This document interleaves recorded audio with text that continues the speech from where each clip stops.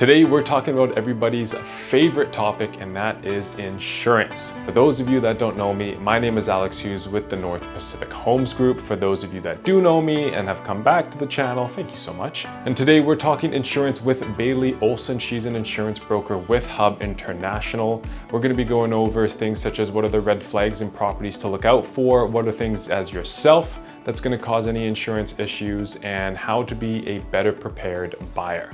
We hope you enjoy. All right, thank you so much for joining us. Like I had mentioned in the intro of this video, I'm joined here with Baylee. Thank you so much for coming. And she's gonna be going over what she's seen in the insurance industry. I've got a couple of questions of what I've been seeing with issues when it comes to insurance. So Baylee, kind of start yourself off. Who are you? Who are you with? Well, thanks for having me. My name is Baylee Olson. I'm a personal insurance executive at Hub International Insurance. Been in the industry for 5 years. And lots has changed in those 5 years. I can imagine. Yeah. So what is the biggest hurdle that you're seeing with new clients trying to get insurance in terms of their personal lives, not necessarily the home? Yeah, so without even looking within the four walls of the home they're purchasing, we're going to look at the client and their occupation. With COVID pushing hustle culture, a lot of people are running home-based businesses. We have content creators and influencers, which can be a concern for getting insurance, unfortunately. Okay, fair enough. And then moving into the homes, what are the biggest kind of hot ticket red flag items that you're seeing that are causing issues? Definitely Poly B plumbing. Yep. Anything substandard or obsolete in terms of building techniques or materials, so things like knob and tube, aluminum wiring, any galvanized or cast iron plumbing in the home can be tricky. Older roofs. Older roofs aren't very desirable in the insurance world right now. Yeah, anything that's substandard, obsolete, or if your house is designated as a heritage home. Oh, interesting. I didn't know that can actually. Be very tricky. Okay. Now, I didn't send you this question, so a bit of an audible here. Apologies. Okay. But with those red flag items, is it possible to get almost like a conditional insurance policy saying you're going to remove knob and tube or you replace the roof and all of that? Yeah, so even if you have one of those red flag items, it doesn't necessarily mean you can't get insurance. You're just going to find that you have very limited options. And if you have more than one red flag, then that's where it gets really tricky. Every company has different rules. So they might be okay with Poly B, but oh, you've got aluminum wiring, we're out. Right. So, okay, yeah. Fair enough. Moving on to the different types of policies. So obviously, you've got your single family detached homes where you've got a freehold title, but there are, of course, a whole bunch of townhomes and condos, essentially strata units, right? Where you're sharing common property, whether if you're in a condo, it's going to be the hallways, the exterior of the building, whether it's a townhome, it's going to be, some of the driveways or limited common property. What are the main differences between a straight freehold detached house policy versus a strata policy? Yeah, great question. So on a freehold detached dwelling policy, you are responsible. If something happens to that roof, that's on you. Any damage to water lines, that's on you.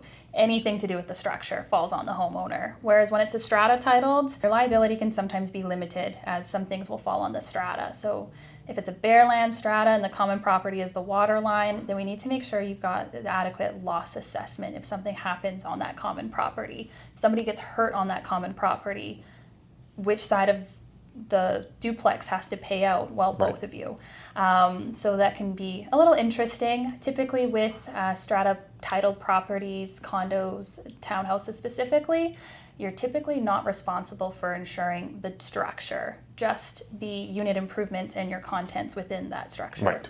Okay. Thank you so much. Yeah. As a new buyer, can you tell if the property has had any claims on it in the past? No. So even as a broker, I can't just simply search up an address and find what's been going on in terms of claims. What happens though is when you approach an insurance company, we bind the policy. They do what's called a HITS report, which is basically that. They check and make sure there haven't been any claims or any big red flags for the property in the past. So it's pretty confidential unless you're an insurance company employee. Right. But you would find that out during the conditional period. Okay. Yeah. Okay, so clients won't be walking in blindly. Yeah, they look up the address and say, whoa, we've got an issue here. Okay. XYZ's gone Perfect. down. That's what I'm looking for. As you know, so Baylee has been helping us out with one of our listings that was an ex-grow-op. My client went through the process, and it was years ago, about getting everything redone and fully remediated and getting an occupancy permit from the municipality as a remediated grow up. And we're running into an issue now where the new buyer is struggling to get insurance. So I guess my question is, how does that happen? Are you seeing that insurance companies cracking down more? Kind of what's the cause of that? Yeah, I mean, obviously when a home was a grow up in the past, there's concern for the air quality if there's a presence of mold. Biggest concern would be the wiring within the home. Typically, people that are operating a cash business are also hiring people for cash, so maybe not a journeyman ticketed electrician. You can prove that the house has been rewired, the air quality's been tested, the city's release the occupancy permit in your case as well. The other factor that's not very tangible is how much time has passed since that home was a grow up, because there is a concern for visitors coming back to that property. That's something I hadn't heard of before. Are you starting to see insurance companies reevaluate policies when they're coming up for renewal if the title ownership has changed? Well, typically the policies follow the individual. So if I'm buying your home, I have to get my own policy. Right. Yeah. So what they may have accommodated or the rules you may have been grandfathered into may not apply to me. I'm a brand new applicant. Right. Okay. Obviously, we are starting to see more environmental issues that have been happening. There's a massive fire in Port Alberni right now. But have you seen any recent kind of ongoing environmental issues that are causing issues in getting insurance? Forest fires, tsunami warnings. Yeah, definitely the forest fires. That's becoming more and more prevalent in BC each and every year. And thinking back to 2021 when we had the atmospheric rivers, when the soil after a fire becomes so dry, it becomes hydrophobic, meaning the water isn't actually penetrating the ground, it's just repelling. Didn't know that. Yeah, and it's like when I forget to water my tomato plants. Yeah. And then you go dump water on it, it just sits on the top. That's what's happening around the province. So we are noticing water flow patterns changing because water isn't penetrating the ground after a fire. It's running off. Interesting. So we're noticing floods and water flow patterns changing all around the province right now. Okay. And are you seeing insurance companies where the house would be insured at a regular time, but because there is a forest fire, call it 100 kilometers away, they're postponing the policy until it gets redone? So whether it's a fire warning or a flood advisory, there is going to be binding restrictions. So different companies have different rules. But typically 25 to 50 kilometers within an active fire is where we lose our binding authority, meaning we can't put that policy in force until the fire is extinguished. And there's actually a clause for us realtors, BCFSA, so if you are in the middle of this process, talk to your realtor about it. There are clauses that we can put in place if you are in these more remote areas that would essentially kick the completion date down on 45-day increments until they're able to get insurance on the property for you.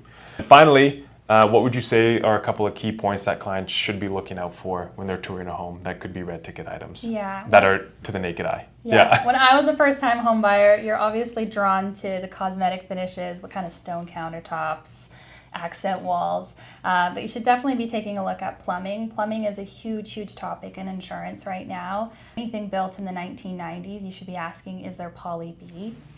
And then any homes in the 70s were concerned about aluminum wiring. So depending on the era of the home, we just want to make sure that any obsolete building techniques or materials have been updated and are all up to code.